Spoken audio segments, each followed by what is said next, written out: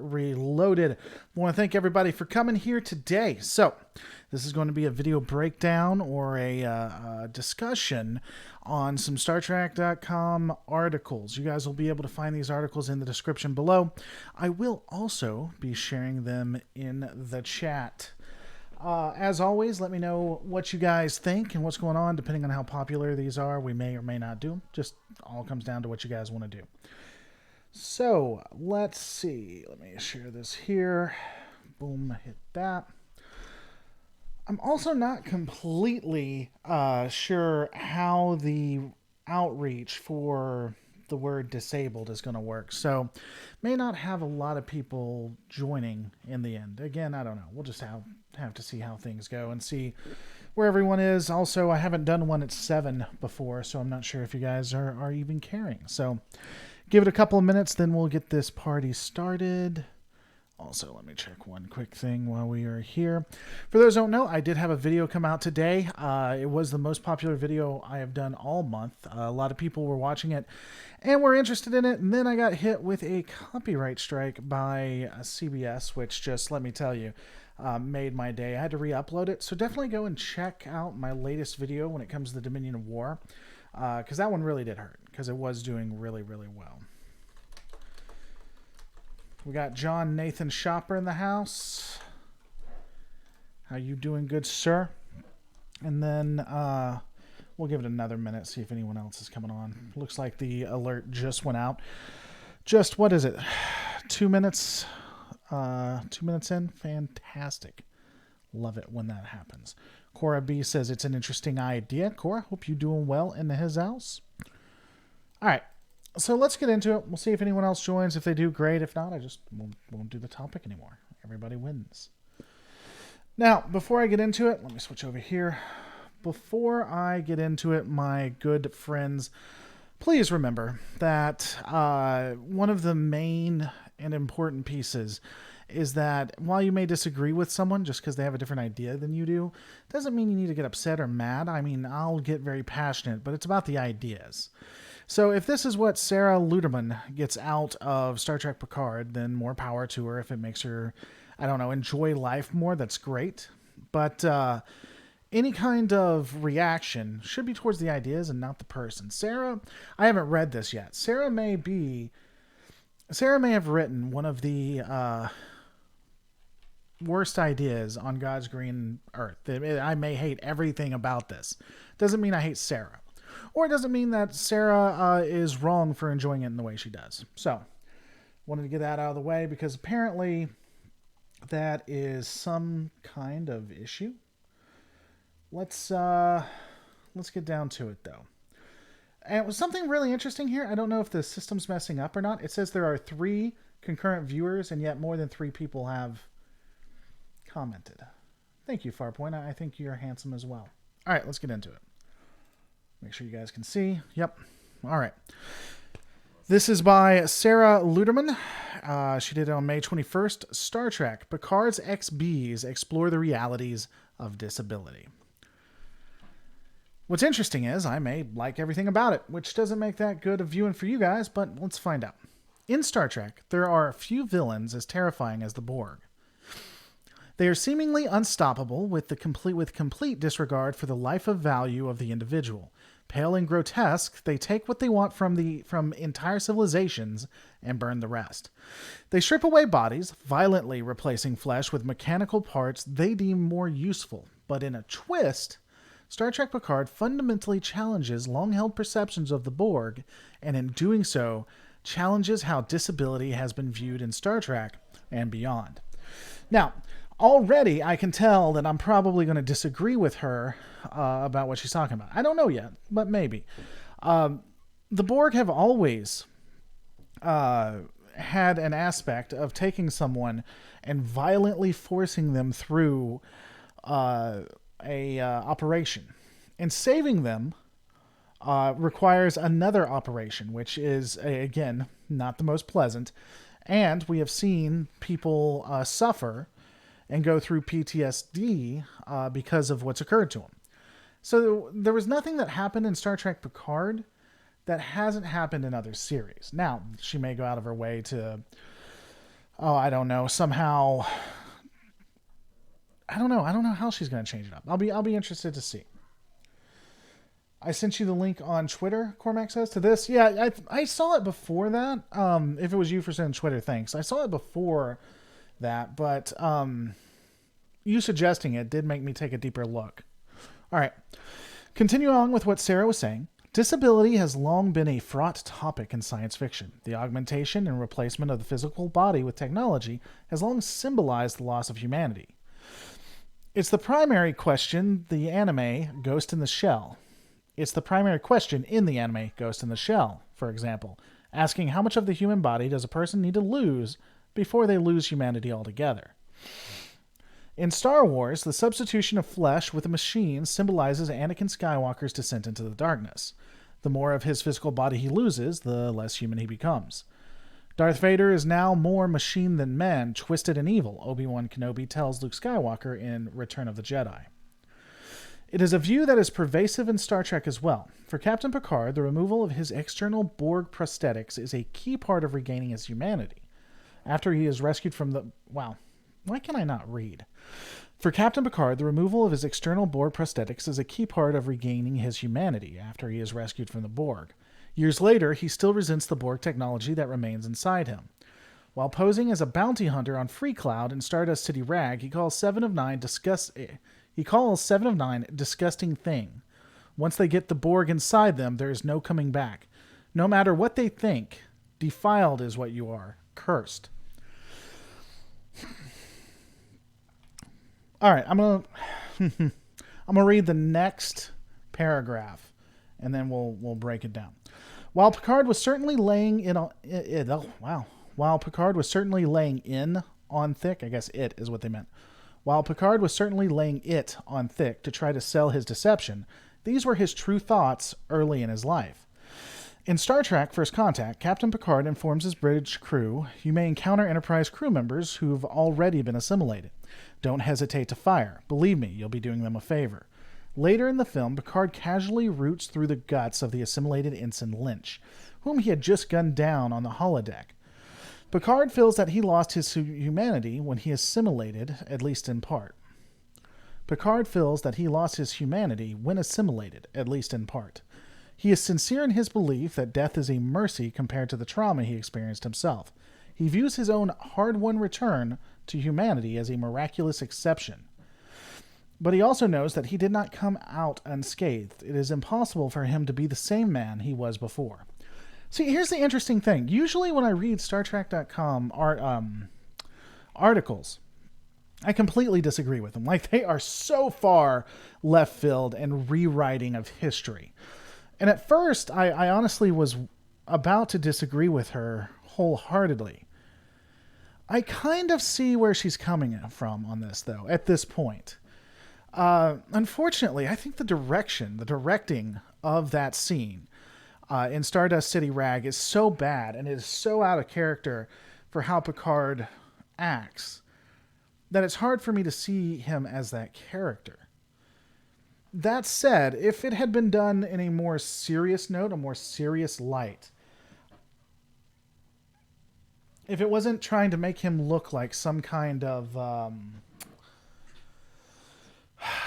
pirate and trying to make light of it, I honestly think I could agree with her. I think she has a good point here that maybe there's something instilled, because I'm actually doing a breakdown of First Contact. Hopefully I'm going to get it out this month. That is highly unlikely. But there's some truth here in that he does not look at the Borg. If someone's been assimilated and they are still a part of the collective, for him, they are not people. In theory, you could argue when he met Hugh, he showed that, and then it was proven that Hugh was now a new person. He hoped that would change him. But I don't know. I kind of agree with her. What do you guys think? Let's give it a second. I'd be interested what your opinions are on it. And hold on, we'll switch it back. Take a look. Right here. Oh, wow. I need to do some white balance on that. I am very blue. Very, very blue. At Lore Reloaded, I think the Borg represents conformity to follow the line and how that can limit it. Duh, that's why they're so scary. The true horror is where Picard is brought back and keeps his memory, knowing that all he was still there and being used against your will. Yeah, it's an interesting concept because the Borg. It's an interesting concept because, from what we can tell, the Borg are the person who becomes a Borg is aware of everything they're doing. Their consciousness doesn't leave them. They just don't have an ability to fight it. I think that's a real interesting way. Well, I think that's just a horrific trauma, honestly. I think it's an interesting thing to go into. Yeah, I don't know. I would be really interested. By the way, we have 36 people watching, only 15 likes. What's up with that?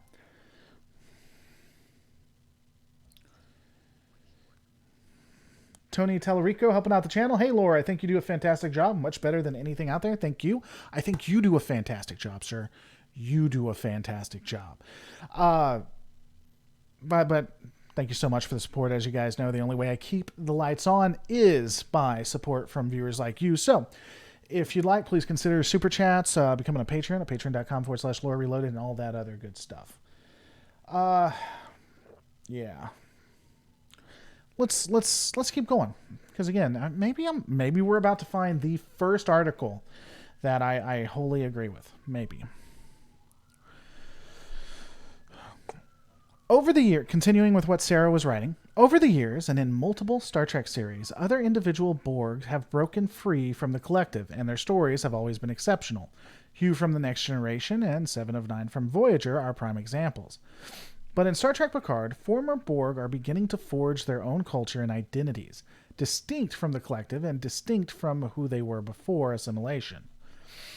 Before his death, Hugh emerged as a leader in the movement, serving as executive director of the Borg Reclamation Project.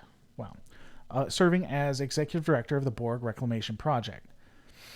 XBs is what we call ourselves. A new name can be the first step to a new identity, he tells now Admiral Picard in the Impossible box. Yeah, he was an admiral at that time. He was a retired admiral. He was actually a disgraced admiral, but I get what you're saying. Continuing on. With this new identity, a new name, just as he chose to be Hugh instead of Third of Five decades ago on the Enterprise.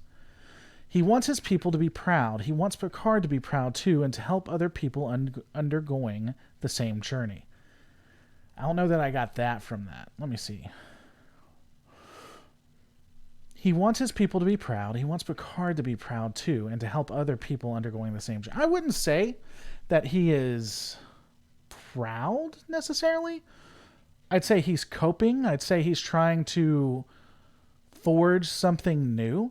I don't know that I would use the term proud. Continuing on. Disabled activist Alice Wong has long had an affinity for cyborgs like Hugh. In fact, she proudly identifies as one herself. What? Who is Alice Wong?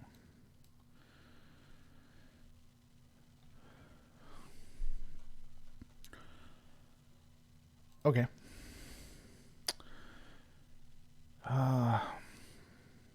Okay. Sorry, that threw me off a little bit.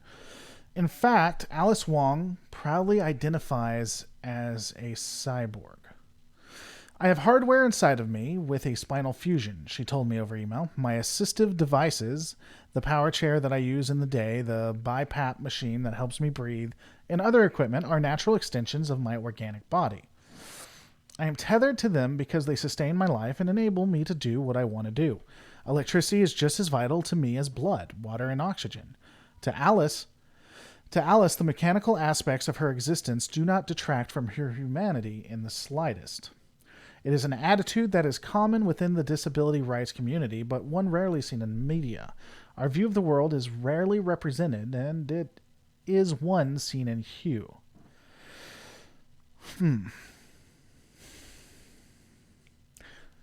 At first blush, I'm not... I don't know. I can't be mad about that. I'm not mad about anything. Honestly, I don't really get as mad as people think. I can see where she's coming from, I guess. I don't know that she would fit the technical definition, but I wouldn't want to take that away from her either, you know? So, yeah, I don't know. I'd be interested what your guys' thoughts on that, but I mean, if she wanted to identify as a cyborg, and I don't necessarily see that as a negative. And I can see where she's coming from. Continuing on with what Sarah said, on the artifact, the Borg reclamation process involves the removal of many Borg implants. It does not appear that the procedures are entirely for the benefit of the XBs. In the world of Star Trek Picard, Borg technology is very valuable. Well, first off, Borg technology has always been very valuable. If you look in Star Trek Voyager, Borg, they actually had people who sold Borg parts. Let me finish this paragraph. We'll get into that. XBs are butchered for their implants, then those implants are sold on the black market. In the second episode of the series, a Romulan doctor on the artifact describes the removal of Borg technology as harvesting. It appears the Romulans are removing technology for their own profit and purposes, although it's not explicitly stated. It is certainly more merciful than the painful, grisly fate each have met at the hands of Bajazil and her butchers, but it is not essentially different. It really is essentially different. It is. Many of the XBs on the artifact are left partially blind and missing limbs. So there's a couple of things to this, first off.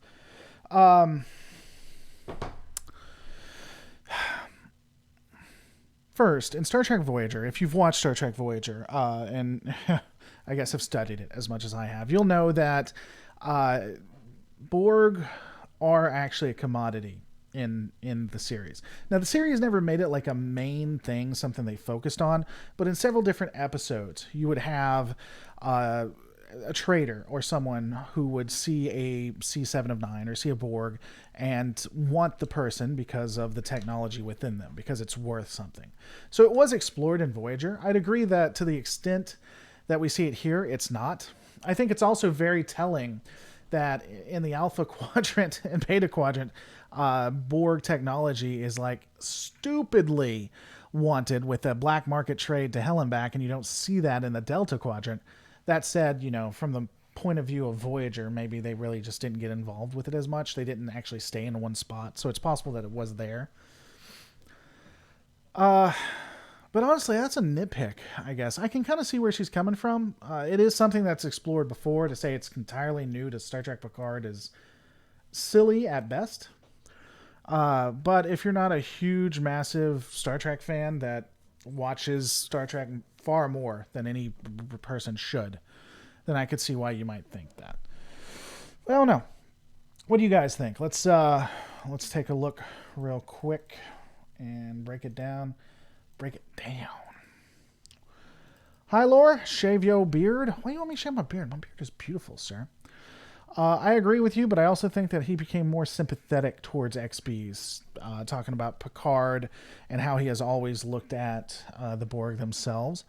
The problem with throwing a modern perspective into a discussion about an old show is that you'll risk losing clarity. I don't think you risk losing clarity, and we may be talking about the same thing, but honestly, I think it would be context that is lost. If you look at 1960s and Star Trek, the original series, some of that looks horrific to us now. But again, that's kind of context in the times that were there. I don't know. What's wrong with my beard? Multiple people are talking about my beard. I thought it was beautiful.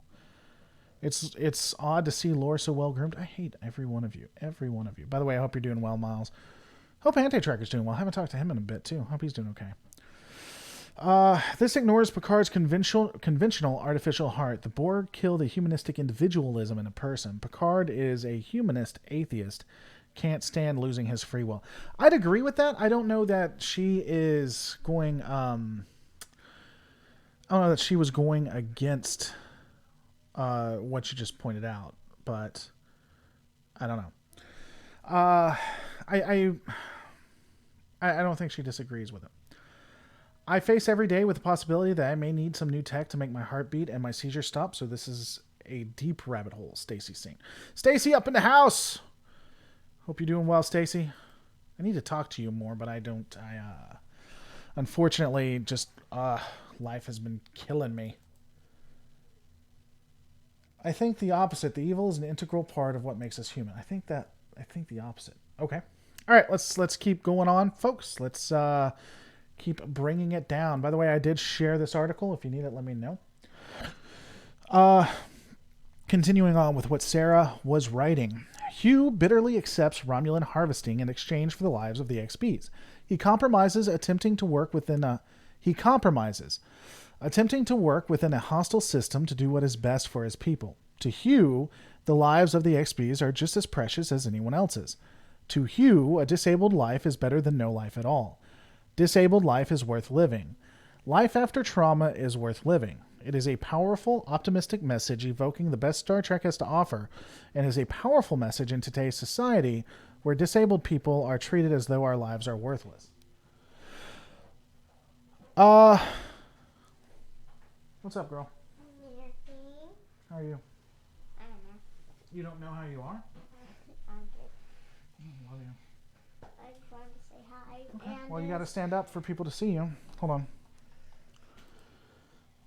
Oh. Does everyone know about my new channel, or is it? They don't. I actually got to work with you and get that done for them to know about it. I've just been busy Well. and horrible at my job. Love you. There's a cat. Okay. All right. Oh, yeah, I see him in the back. He's walking along like he owns the place. Pumpkin. All right. You want to say hi and bye to everybody? Hi. Lori Chan out. Out.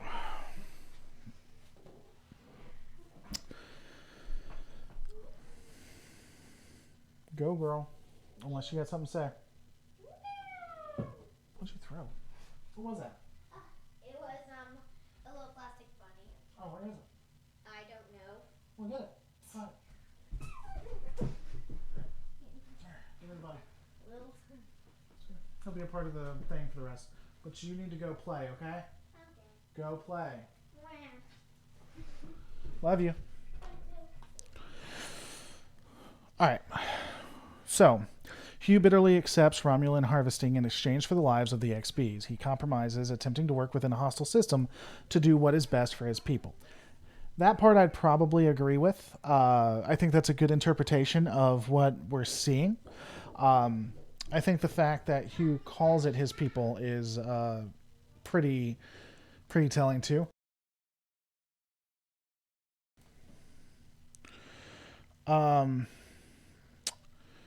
To Hugh, a disabled life is better than no life at all. So here is, for those who weren't at the top, for those who weren't here at the beginning, the fact that Sarah gets this out, the fact that Sarah sees this and gets that out of what she's watching, I think is great. I think the fact that she directly associates with them and is empowered through whatever disability she has because of this is awesome. I honestly wouldn't want to take that away from her, but I disagree that the XBs equals disability. I think that a lot of the XBs, I mean, I know they're fictional, but I would say that if they were real, a lot of the XBs wouldn't agree that they're disabled.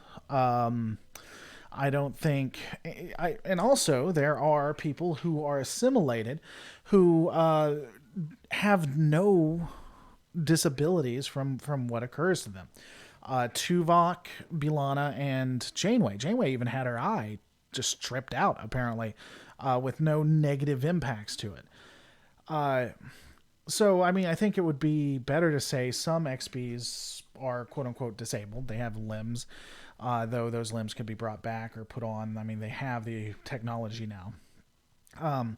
But some XBs are disabled, but not all XBs are. So it's one of those interesting things. Again, I went into this thinking it'd be just a regular Star Trek .com article that I completely disagree, or it would frustrate me to the nines. I'm just not getting that right now, you know? I'm just not having that issue. I don't know. Let's continue on. And maybe the next one will really make me mad. Continuing on with what Sarah said, I hope in the second season of Star Trek Picard we learn more about the XBs. Are there other leaders fighting for freedom? Other enclaves of former Borg who perhaps haven't had their bodies much at all? Haven't had their bodies much at all. I don't know what that means. The hatred of Borg and former Borg is widespread in the world of Star Trek Picard, even if Picard himself has become more enlightened on the subject. Perhaps Picard could find his own identity as an XB, but he can't find his own identity. Oh, man. Spoilers for Star Trek Picard in 5, 4, 3, 2, One, Picard that had the spoilers. Picard that had the spoilers. Picard that had the XB components, the Borg components, is gone.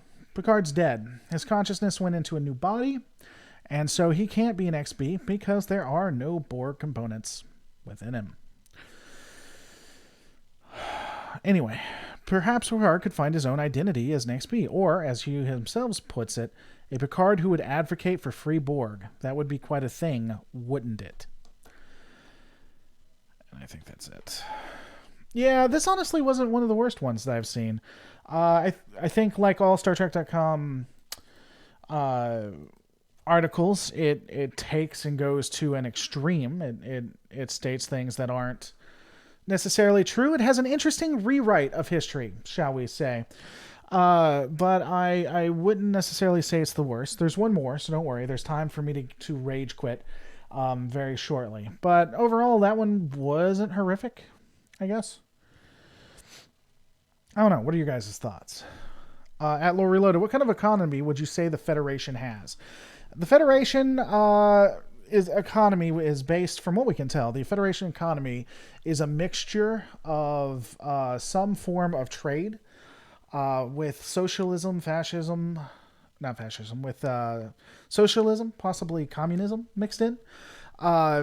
When you look at the core planets, they have all of the technology you could ever want, including replicators. So really, what you have is a need for time and a need for status. The further out you go, apparently replicator technology doesn't go everywhere. So the further out you go, the more of a need for some kind of trading system is necessary. There's not a lot of evidence to assume that it's capitalistic. The only way we see an actual market in that perspective is when they interact with non-Federation planets. But that's a huge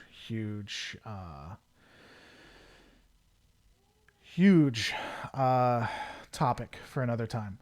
Travis Owen says, I agree with Hugh. Being diabetic, fighting ableism is exhausting. I'm not sure Travis is on the level, I guess. I thought the writers represented the disabled. Man, some of them. That's horrible, but some of them. Rage quits when I log in. I do rage quit when you log in. SC, you do frustrate me. I've always seen Borg as more prisoners of war, brainwashed. They could regain humanity, but for most, it'd never be the same. I agree with that. Yeah, it's a form of mercantilism. Yeah. They're post-scarcity, but not post-energy. Correct. The reason that Geordi was blind was because Roddenberry wanted representation for the disabled. LeVar Burton hated the visor because his eyes are his best feature. I didn't know that his eyes were his best feature. I did know about the other piece, though. Good question. Will the Borg recognize Picard now as Locutus? They wouldn't if it's based on the technology, which is what it seems to be. Borg don't necessarily look at a person. It's what they come to. Do they have one with a Dyson sphere or anything? I don't know. I'm not sure what that's in reference to at all. So, yeah. Let's see what the next one is. We may or may not do it depending on what you guys want to discuss. So I can just sit here and have a conversation with you. I always enjoy those. This one seemed really interesting to me as well. On Star Trek, Death Has Evolved by Maggie Hendricks. Star Trek has changed, so the franchise's attitudes towards memorializing those they've lost. Towards those they memorialize. So that's a conversation we can have. What did Ichib's actors say that basically got his character killed? Ichib's character... So, Ichib's character... Ichib's actor, and he honestly said he would come on. I just haven't had him on the channel yet. So, I don't think that anything the actor did got Ichib killed. I know that Red Letter Media has said something to that or alluded to it. I don't know that I agree with that. What happened is when the actor who played Stamets came out and said, I think it was Kevin Spacey. It wasn't Kevin Spacey, was it? I don't feel like it's Kevin Spacey. But I'd be wrong. It was Kevin Spacey. When the actor who played Stamets came out and said Kevin Spacey sexually abused him as a child, Icheb's actor defended Kevin Spacey. But he did more than just defend Kevin Spacey. He was very, very hostile towards Stamets' actor. He was, if he had just defended Spacey at the time, I don't think it would be warranted for as much hell as he gets. But he got very hostile and very, very crass, shall we say. What's up, Short Fat Otaku? Hope you're doing well. Short Fat Otaku does wonderful videos on quite a few topics, so you should check him out. But yeah, so he went off on Stamets' actor. Since then, he has apologized to the nines, but with our culture and the way things work, no one has ever let that go. Apparently, he has been blacklisted from any official Star Trek event, from my understanding. I don't think the killing of Icheb's character was done because of the way the actor did. He was snubbed. They didn't bring him back specifically because of what he said. I believe that 100%. And he, again, isn't allowed near any kind of official Star Trek event. So, I don't know. I guess he knows how it is to feel like me. By the way, Short Fat Otaku, you said you've been banned off Twitter. That's weird. Are you talking about your girlfriend being banned off Twitter? Because I know you haven't been on Twitter like forever, brother. So, I don't know. I don't like what they did to Icheb, not necessarily because of the actor, or even if they had done, even if they had brought on the actor. I just don't like what they did to Icheb overall. It was just horrific. I don't know. Is it true Willem Frakes was the brains behind the finale of Enterprise? I've never heard that. I have never heard that. Nate Watson in the house helping out the channel. By the way, if you guys don't know, YouTubers are getting slammed. We are getting destroyed. So it's through help from viewers like you that we're able to continue on. Nate Watson says, I think that the Federation isn't capitalist or communist. Communism and modern capitalism, basically a decentralized pyramid scheme of company trading and derivatives, are relatively young. It's possible a new system emerged. It is possible that a new system emerged. I hate saying that it's communism or socialism or even talking about the economy, because a lot of people will get really upset. I don't have enough education on socialism or communism to say what is or isn't. The Starfleet and the Federation, the core worlds for sure, live with no scarcity at all. The further you get out, the less true that appears to be. However, with the exception of the first and second season of TNG, which are all over the place, there doesn't seem to be any economy as we know it. Unless it is like the most idealized form of socialism or communism that you can get, where everyone does what they want and the status is based on the person. I have not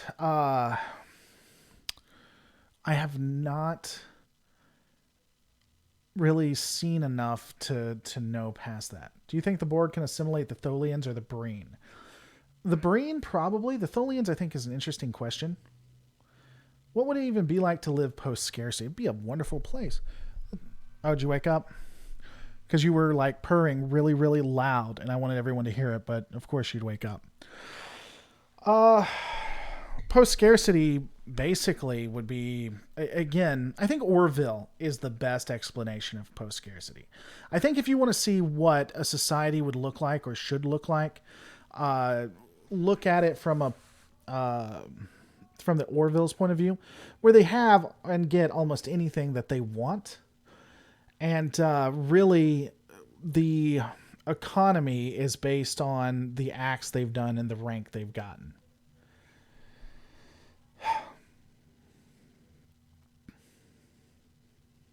The final episode of TNG Season 1 discussed their post-scarcity economy. Here's the problem. The Next Generation Season 1 and Season 2 are very, very inconsistent on everything. If it wasn't for the way... I'm sorry, guys. I'm trying to read your comments. I haven't done this in a while. I suck at these live streams. I don't know why you guys watch. If it was not for the fact how I decide to run the channel, because I run the channel that whatever's canon according to the owner is the way that it's done, right? And if it wasn't for that, I would completely dismiss season 1 and season 2 of The Next Generation, because they make no sense. In season 1 and season 2 of The Next Generation, they outright say that the Klingons are a part of the Federation, that the Klingon military is a part of Starfleet. You even see Klingon ships that have the United Federation of Planets logo on them. The first and second season of TNG make absolutely no sense. What's going on, Admiral Saval? I mean, did you see the recent article where they said they wanted to humble the character of Picard? Like, they just admit that they just admit that they don't like the fan, says Short Fat Talk. I don't know that they don't like the fans. See, this is a common thing, and I think you and I might disagree here. I don't think that they have a dislike for the fans. I think that Star Trek is now trying to get a niche market. I think they are interested in I think they have bought the diversity and pandering to the LGBT groups, pandering to the diversity groups. I think that's the market they want. I don't think they have anything against the older audience, an audience that is I want to say more conservative, but I don't think that's an appropriate way of phrasing it. But I just think that they're more concerned about getting new audience members versus keeping the old ones that they had. Which episodes show Klingon ships with Starfleet insignia? Oh God, X-Men! I swear to you. I mean, you can think I'm a liar if you want to, but it is in the first or second season. I'm trying to think. Let me see if I can look it up real quick. Klingon ship with logo. I see it in my mind right now because you have the Klingon. He's in the middle. On the left is the Klingon symbol. On the right is the United Federation symbol. I promise you I'm not lying though, man. You can go take a look at it. But I'd have to go and look. We watch your live stream because we love you. Oh, good. Well, I love you too.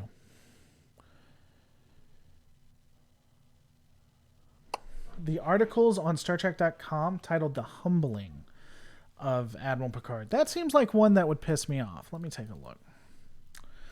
Let me take a look. I'm sure it will, though. The Humbling. Whoops. The Humbling of Star Trek Picard.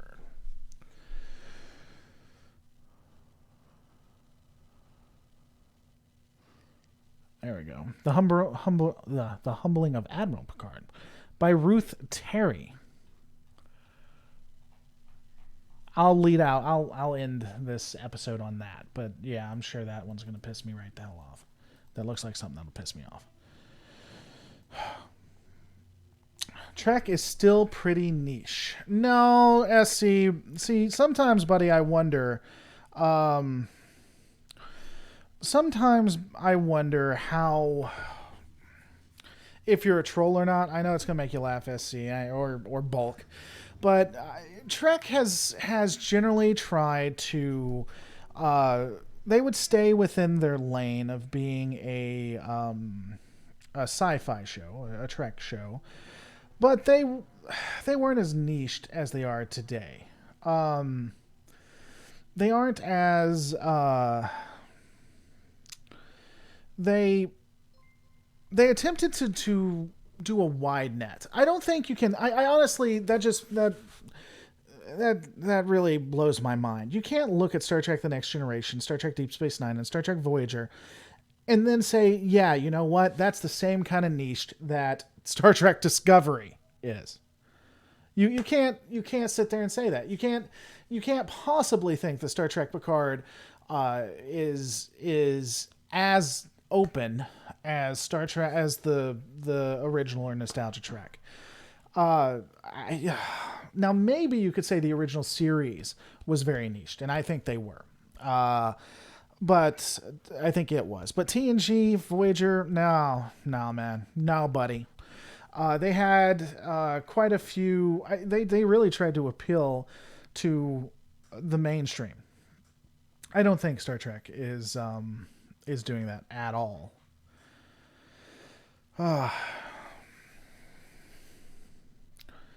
John Nichols says, "Explain the revenue. Aren't more people watching now?" John Nichols, what are you talking about? Are you talking about specifically when it comes to YouTube, or are you talking about online? Or are you talking about Star Trek specifically? I'm going to assume you're talking about YouTube. I'll address that just a little bit. So YouTube is actually all YouTubers are seeing a decrease in watch and view time. There's a couple of reasons for that. First off, every couple of months they do a new algorithm that impacts a certain sect of YouTube. Usually you see it at the beginning of the year and then about this time. I think that probably happened. And YouTube is really wanting to go to more original content, but still corporate. So unlike my type of stuff, they want to do more Comedy Central type things. What's up, girlfriend? Daddy? Yeah. I'm live, so be careful about what you're going to say. Wally's been on the computer and I'm not. Okay, how long has she been on the computer? I got off and got on. Okay. I haven't got on it yet. Okay, hey, Lorelai. Go get her. Lola! I could have yelled. I need you. Yeah, hey, let Raven on the computer, please. Okay. Love you. What? I said let Raven on the computer, and I love you. I've only been on there for a couple of minutes. She said you just got off the computer and got back on it. Were you on it before? See that silence? That's how you know. Okay, so here's what we're gonna do. I'm starting the timer. You can. Hey, Raven. Raven. Lorelai is going to get on the computer for a few minutes on the timer, okay? I got the timer. So start playing, okay? Sorry, guys. So that did an algorithm change which impacted views. And then the world is starting to open back up. The lockdown is starting to ease up, so everyone's leaving the computer to go do work or go outside or go on dates and make a lot of babies. So there's a lot of that's going on, and so people are seeing a decrease like crazy. So yeah, sorry about that. Looking back at Nate saying the Borg and disabled people maybe, but genetically engineered people in DS9 represent autistic people. They're denied career opportunities and aren't given chances of development as members of society because of psych discrimination. I think that's a really good point, Nate Watson. By the way, thank you so much for the support. I can't do it without you guys. I think that is a really good point that they really did a good job of addressing discrimination. When it comes to representing autistic people, I see that. But I think that was... I think that's a good point. I think that's a better way of doing it and a lot less of a stretch. I really do. That's a good point, Nate. See, Nate, I knew you need to run your own channel, sir. You need to run your own channel. All right, so we're going to end it with me reading this specific article, because I know you guys love that. Change the names. I've literally had that conversation in my home. Yeah, talking about the computer. Yeah, they go back and forth on that computer. Could the Borg assimilate the skin of evil? Yes, they could. What's going on, Trek Point? I hope you're doing well.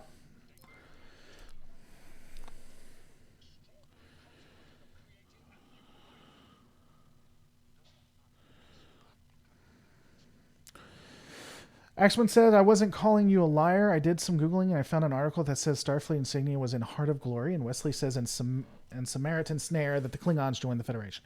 Axman, yeah, thank you for supporting the channel, by the way. You didn't have to put that in there just to get my opinion or say sorry or anything. So if you did, let me know, because you don't have to. I mean, I definitely love the support, but you don't have to do that if you don't want to. But I'm sorry if I phrased that wrong. I didn't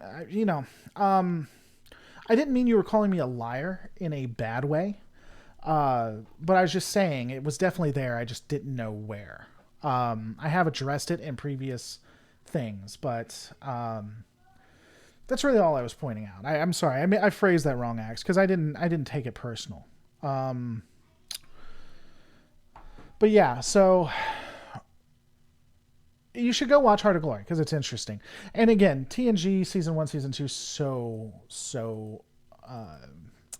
inconsistent. I would not have it in my own headcanon if it wasn't for the fact that I have to. All right, so let's go. How do you think the Borg made a comeback in Picard? How do you think the Borg made a comeback? I don't think the Borg did make a comeback. Just as that, can you expand on that? Because I don't think they did make a comeback. All right, so let's take a look at this. Justice Ag, if you bring that, I'll bring it up. All right. Now, I'll say the same thing I said at the beginning of this. Ultimately, guys, this is Ruth's opinion. If I get upset or I get mad, I'm more addressing her ideas, not her herself. No matter what, if she gets something out of this, if she thinks that humbling Admiral Picard, if that some way makes her a better person and she does it in a way that is not bigoted or racist, then I don't really necessarily have an issue with it. We all get different things out of the episode. So when we're reading this, if you get passionate, it's more about the idea, not about the person, unless she turns out to be a huge racist. I don't know. I guess we're about to find out, aren't we?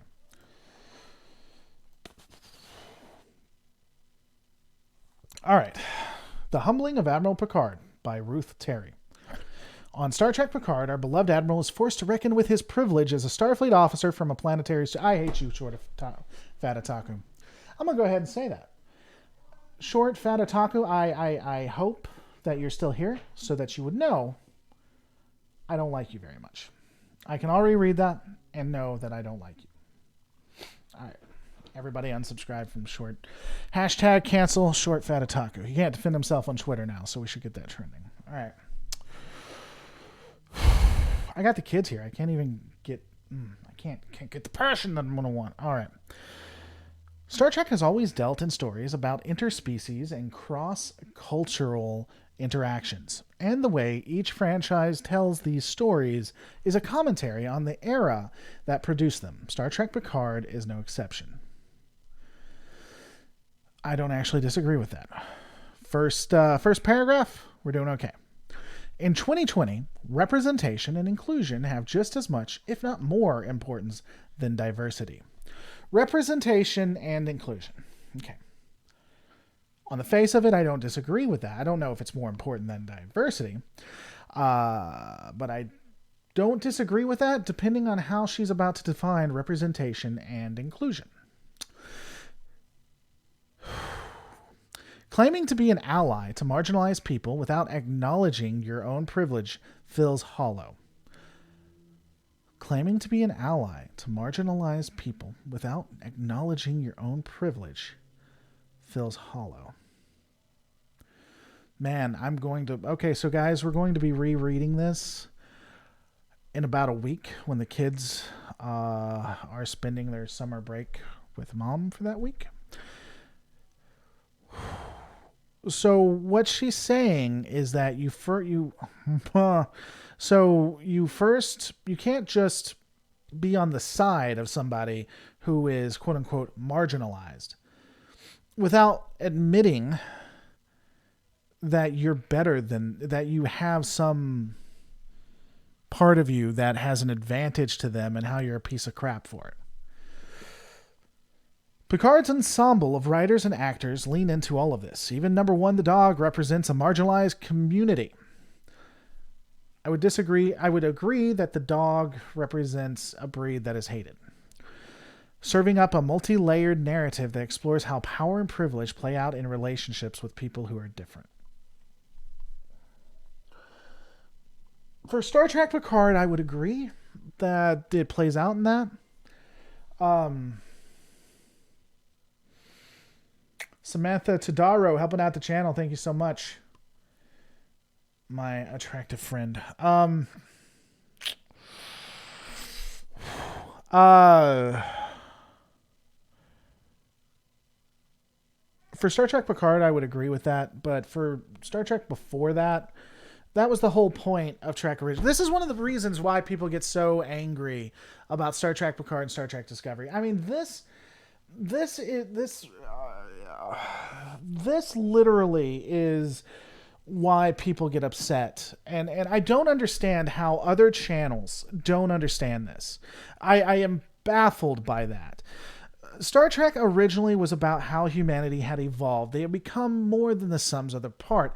There wasn't a narrative about between humans and those within the Federation. It didn't matter if you were black, white, Asian, Andorian, Bajoran, Romulan. It didn't matter because we were working together. It had been normalized. Thanks for subscribing, Tax Time Forever. The reason, and thanks for the support, guys. The reason why Star Trek is so compelling is because it showed something that doesn't exist, but we have the ability to do it if all of us would just stop trying to be tribes. Star Trek Picard and Star Trek Discovery, really, but Star Trek Picard for sure says bunk all that. You know what? Screw all that. We are tribalized. There is privilege. It does exist. You have the white cis male who owns a mansion and the black drug addict who lives in a shanty. Picard is the opposite of everything TNG, Voyager, DS9 was. So she's not wrong here. She's not wrong, but it's not Trek. That's what frustrates me. And I don't understand, because you guys are going to go to channels I support and channels I tell you guys to go to. And they're good channels. They really are. And they're great people. But I don't understand how you don't get the fact that this is the exact opposite of everything Trek stood for.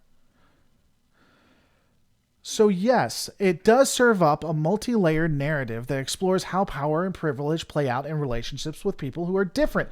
But that is not what the original meaning of Star Trek was. And that is why original fans have issues with Star Trek Picard. That is why original fans have issues with Picard versus TNG, DS9, Voyager. And yes, hashtag not all. Because I know you're about to either put it in the chat right here or the comments on the replay of this.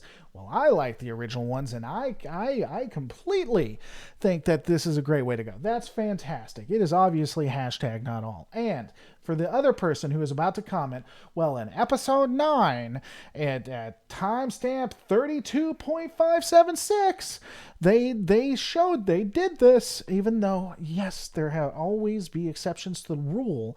You will always find someone or something or some fracking episode that is similar to what we see in Picard, but it was not the mainstream. It was not the point of the entire series. Okay.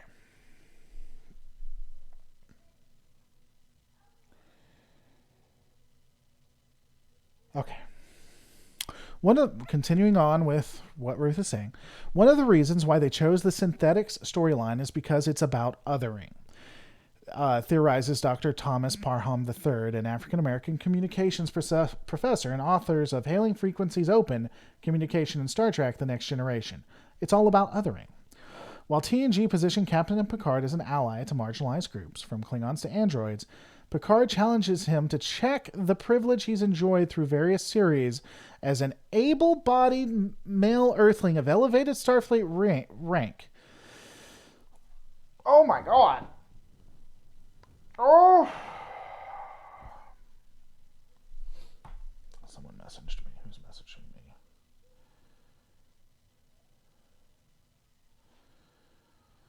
Oh my god. Oh my god.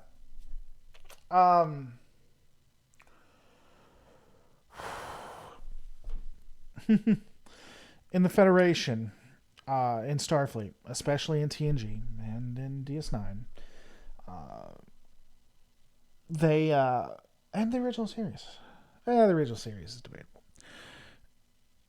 it wasn't about, what the hell did she say? Able-bodied male Earthling of elevated Starfleet rank. People of all bodies, shapes, and sizes, and ethnicities and genders were captains, were admirals, were vice admirals. This is what I'm talking about. When it comes to StarTrek.com, I mean, StarTrek.com, I honestly think that most people who write for no, I'm not going to say that. This is Vietnam propaganda worthy right here. This is so rewriting of history. It's just not true.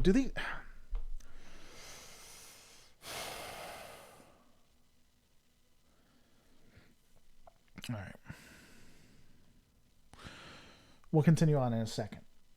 Lore. How does this generation's version of This Isn't My Star Trek differ from when fans rejected TNG, DS9, Voyager, or Enterprise?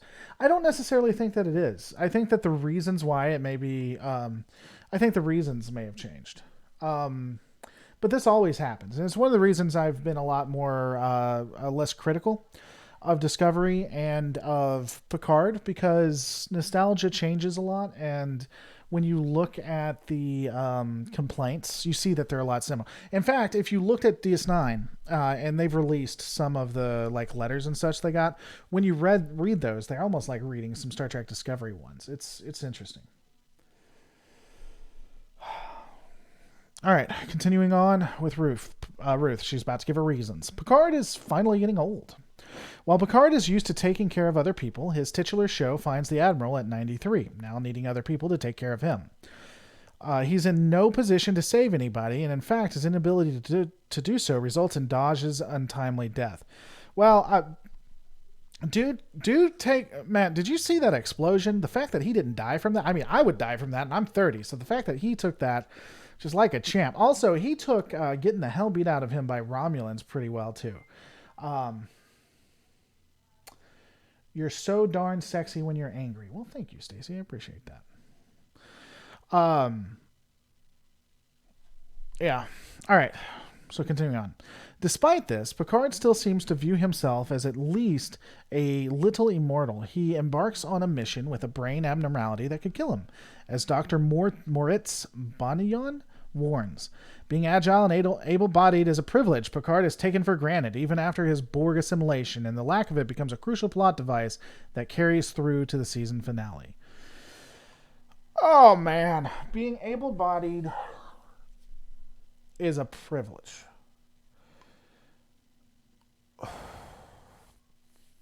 I just don't like it being called a privilege. I don't disagree with what she's trying to say, but her calling it a privilege.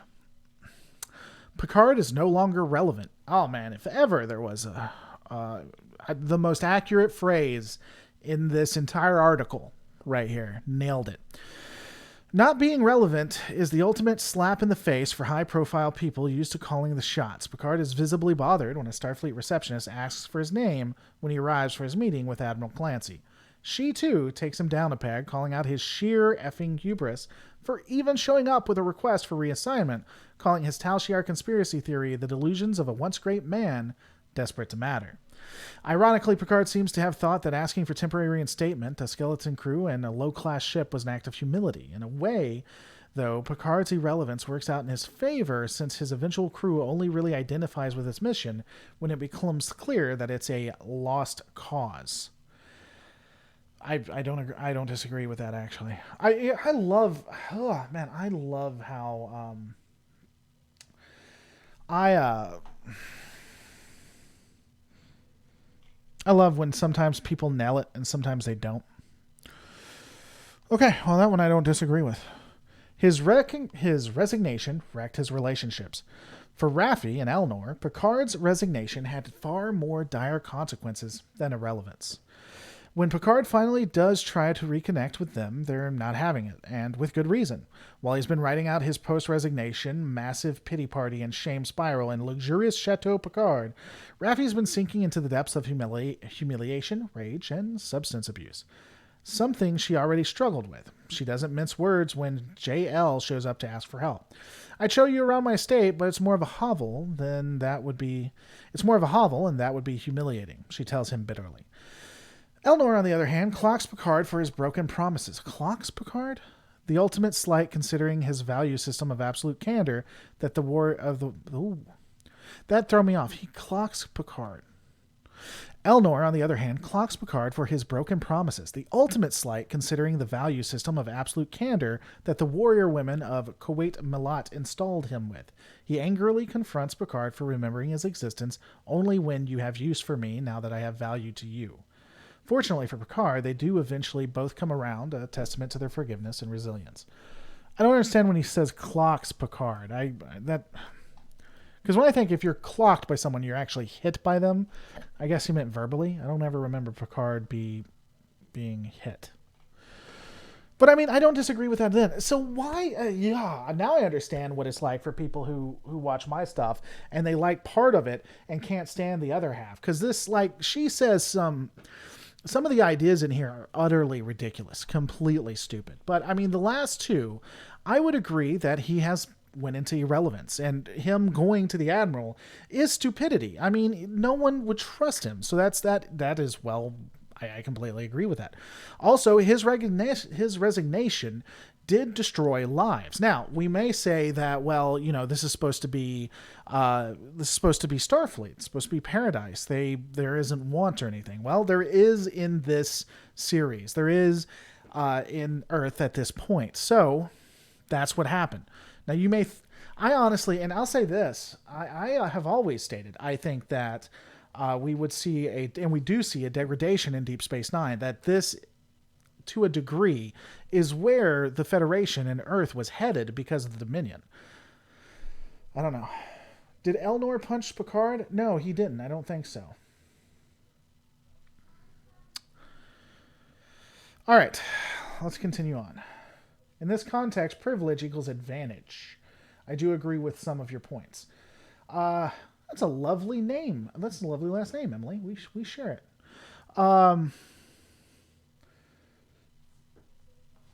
Yeah, I mean, and I understand what you're saying there, but privilege is such a toxic word at this point.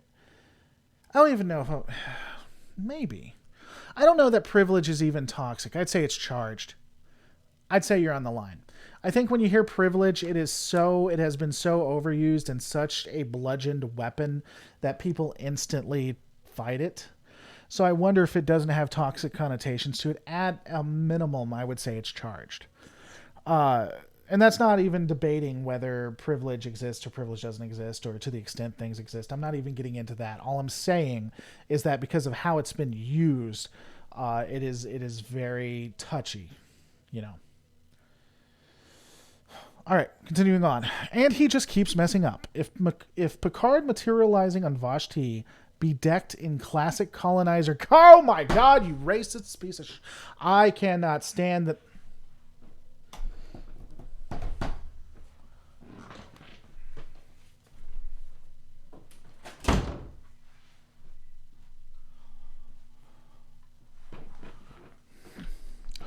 Please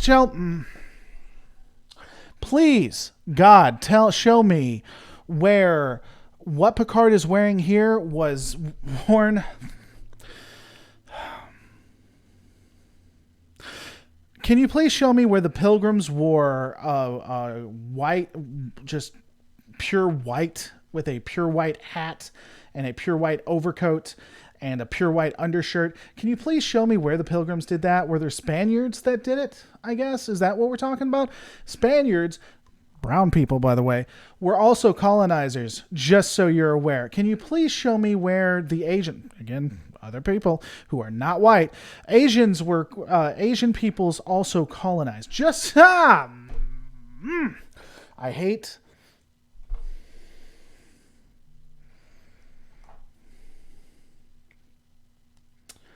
I do not like this.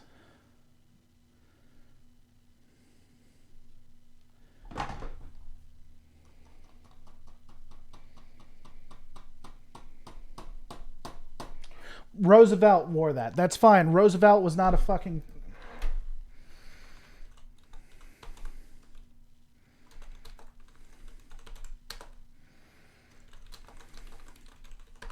I can't, guys. I can't. You broke me. Theodore Roosevelt affairs. Theodore Roosevelt inherited an empire in the making. After the Spanish-American War in 1891, Spain ceded the Philippines, Puerto Rico. In addition, the United States established a protectorate over Cuba and annexed Hawaii. I do not. I can't. Guys, I'm sorry. I'm sorry. So here's what we're going to do. I didn't realize how stupid this was going to get. I didn't realize what time it was. So I actually have to order something for somebody because I promised them I would. And I can't really talk about this truthfully with my kids here. So we're going to come back to this. I will either do it tomorrow or I will do it the day after tomorrow. And we will come back and finish this. I hate the word. He's not wearing colonizer garb, okay? Colonizer is a racist term for white people. It is idiotic. The fact that it was in one of the Marvel movies astounds me, and yet you can't say, oh, man. Oh, dude. I didn't realize I get triggered by that. Also, Picard was trying to save people, and he comes in and Picard... This was an entire colony that was saved by Starfleet and the Federation. Yeah, they abandoned them. It's not the best. Starfleet definitely dropped the ball on this. But these people were going to die on Romulus. They went, grabbed them, saved them, brought them to this planet. Now, you may be able to say that this is definitely an interesting interpretation and look on what happens to refugees and the refugee crisis that were happening in Europe. But fucking colonizers? StarTrek.com, what the fuck is wrong with CBS, man? Oh, dude. All right, guys. Thanks so much. Don't forget to rate, comment, and subscribe. I'm going to see you on the next Lore Reloaded. Definitely watch out because we'll address this. I don't got time. It fucking